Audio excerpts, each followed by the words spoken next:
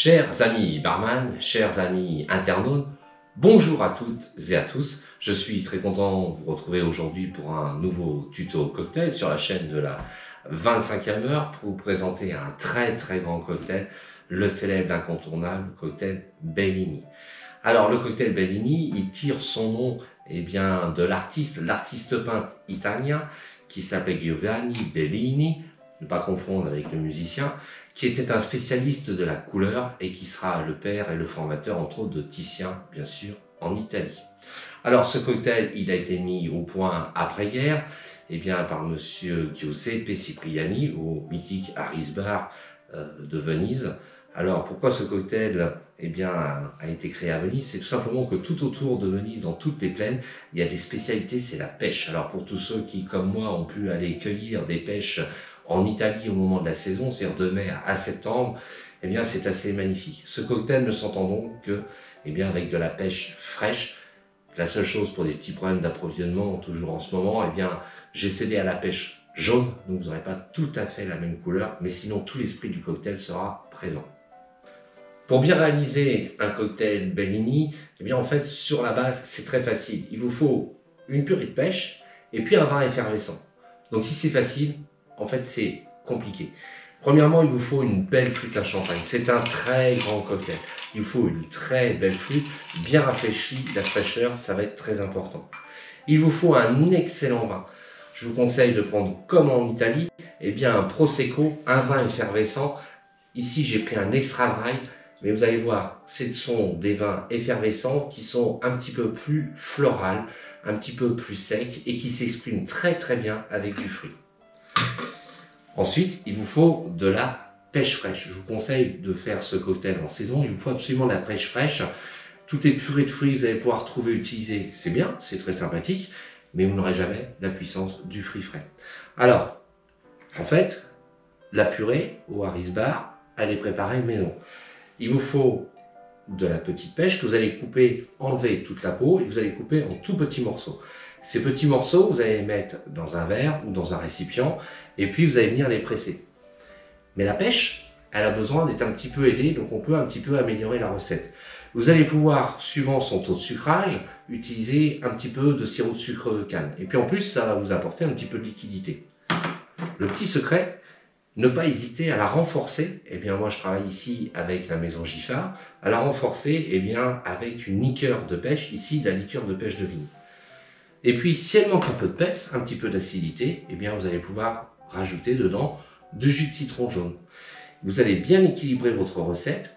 Vous venez complètement mixer dans ce verre toute votre préparation. Et puis pour avoir une purée très fine, vous venez l'écraser complètement dans votre passoire.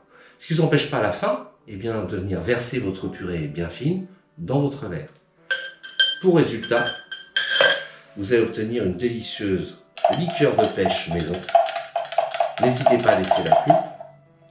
Et puis, tout le secret, il est là, avoir un fût frais, bien équilibré, bien acide, bien sucré. Pour la technique, on va utiliser une très belle flûte à champagne, bien rafraîchie, ça va être important.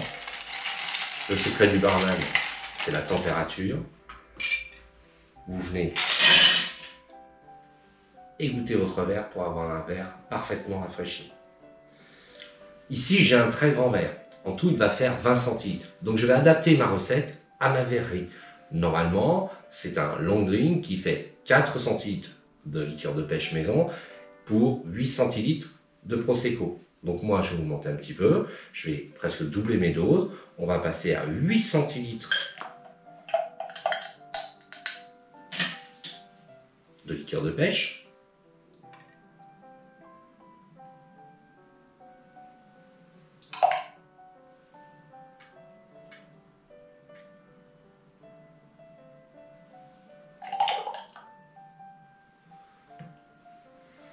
Pour 12 centilitres de Prosecco. Une petite technique pour sortir et goûter vos bouteilles de vin lorsqu'elles sont en soie à glace. Vous sortez la bouteille tout doucement. Vous faites un petit point de contact entre le fond de la bouteille et la surface de l'eau. Et vous sortez une bouteille qui est presque sèche.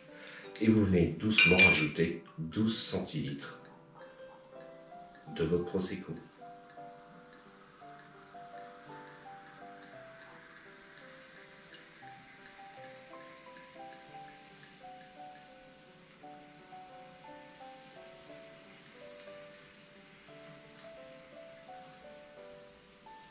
Sans noyer le cocktail.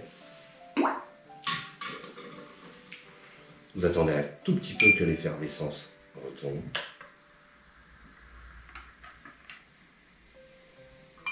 Comme vous avez mis du jus de citron, comme d'habitude, un cocktail ça doit avoir du nez.